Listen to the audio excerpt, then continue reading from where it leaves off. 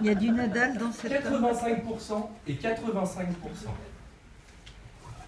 85% selon une étude belge qui a été menée sur près de 1000 entreprises, 500 PME, 500 grosses entreprises.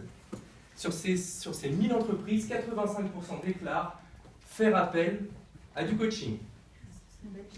En Belgique. Encore une fois, la Belgique a ses avantages et ses inconvénients. C'est pas le même marché, c'est pas la même mentalité, ils sont plus ceci, ils sont moins cela, etc. Ok. Ça, c'est la première chose. Donc, déjà, on peut se dire qu'effectivement, il y a de la demande. En plus, sur ces 85%, il y en a 51% qui disent quoi? Qui disent qu'ils font appel à du coaching, mais que clairement, ils ne savent pas comment faire.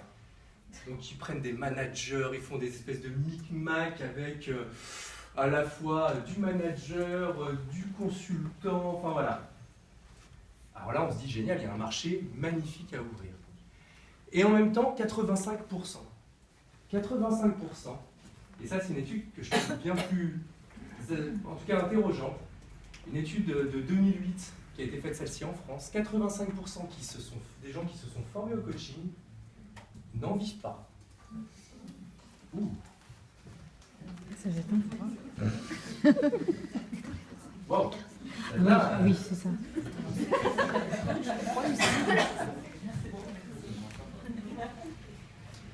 Donc là, on se dit, il y a une place merveilleuse à prendre. Si tant d'entreprises en veulent et que tant de coachs n'en vivent pas, c'est qu'il y a des boulevards à prendre.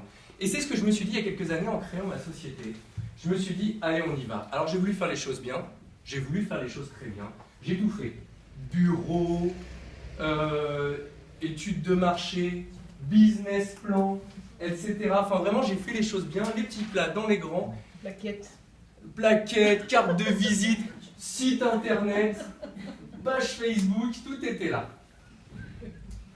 Et pourtant, il manquait qu'un seul truc, c'est que le jour, et c'est une histoire vraie, le jour de l'ouverture, j'arrive dans mon petit bureau, je m'assois, et là, une question, je la prends en pleine tête, et je regarde autour de moi, et je me dis, mais où sont passés mes clients? C'est-à-dire que oui, sur le papier, j'avais un business plan, ça devait arriver, mais je ne savais pas où ils étaient. Alors tout était prêt, sauf ça. Et en même temps, qu'est-ce que ça vous donne comme temps quand vous avez une activité et pas de clients? Ça vous laisse le temps de lire et d'apprendre et de vous renseigner. C'est ce que j'ai fait. Et là, j'ai appris encore des nouveaux chiffres. 2 chiffres à nouveau. 90 et 99,5. 90%, ce sont le nombre de produits qui disparaissent dans leur première année après leur lancement. Et pas des produits de petites boîtes, hein, même des grandes boîtes, c'est 90% des produits qui sont lancés dans l'année de leur lancement, ils disparaissent.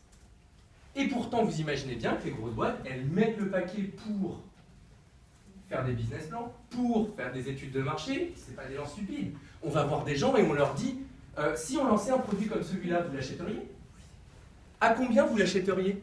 Et puis les gens répondent sérieusement en plus, hein, les gens veulent aider. Mais 99,5%.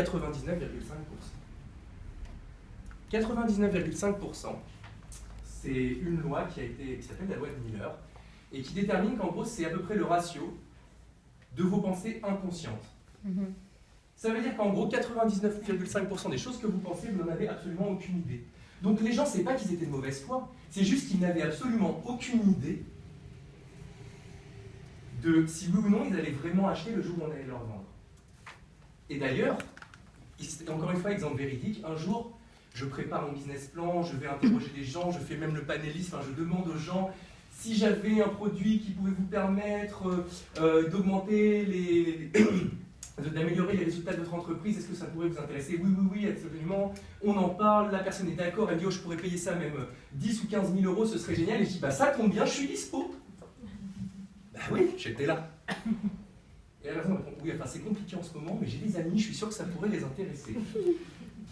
Et ce jour-là, je me suis dit, ah, il y a un problème, c'est pas possible. Comment est-ce qu'on peut faire pour qu'à un moment, ces personnes-là, qui pourtant disent avoir besoin du coaching, se transforment réellement en clients?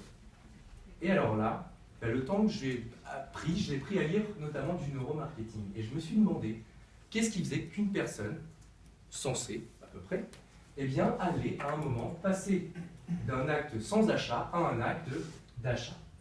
Et alors là, on apprend des choses absolument merveilleuses. Et il y en a une qu'on apprend chez Mosaïque d'ailleurs, qu'on appelle la communication non violente. Et quand on combine la communication non violente et le neuromarketing, on fait une découverte fabuleuse, c'est que les êtres humains ont des besoins. Ça vaut le coup d'investir, hein, jusque-là. Donc, les êtres humains ont des besoins. La deuxième chose, en revanche, qui est plus intéressante, c'est qu'en fait, les êtres humains achètent pour combler leurs besoins. Donc, quelqu'un qui viendrait vous acheter vos services, ce serait quelqu'un qui aurait l'impression qu'en achetant votre service, avec ce service, il va combler son besoin. Et donc, là, c'est devenu hyper clair, comme j'imagine que c'est en train de devenir hyper clair pour chacun d'entre vous maintenant. Si en fait, j'avais pas de clients, c'est pas parce que je savais pas où étaient mes clients, c'est parce que je me posais la mauvaise question. La vraie question, c'est, mais où je suis moi? Et où vous êtes vous? Regardez cette salle magnifique remplie de coachs à beaucoup de pourcents. Et là, j'ai envie de vous poser une première question. Et je vais vous laisser un petit temps pour y répondre. Cette première question, c'est regardez tous les coachs autour de vous. Et clairement, quelle est, en 2 phrases, la chose qui vous rend différente pour vos clients par rapport à tous les gens qui sont autour de vous?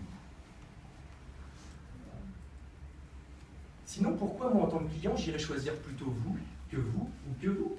Si vous-même, aujourd'hui, vous ne pouvez pas me dire ce qui fait votre spécificité, alors c'est différent. Alors, je ne sais pas comment faire. Donc, il y a vraiment cette phrase-là. J'aimerais que vous trouviez en 2 phrases ce qui fait votre spécificité à vous, puisque votre produit à vous, c'est vous-même en tant que coach. Qu'est-ce qui fait votre spécificité par rapport à toutes ces personnes autour de vous? Je vous laisse réfléchir à ça un petit peu.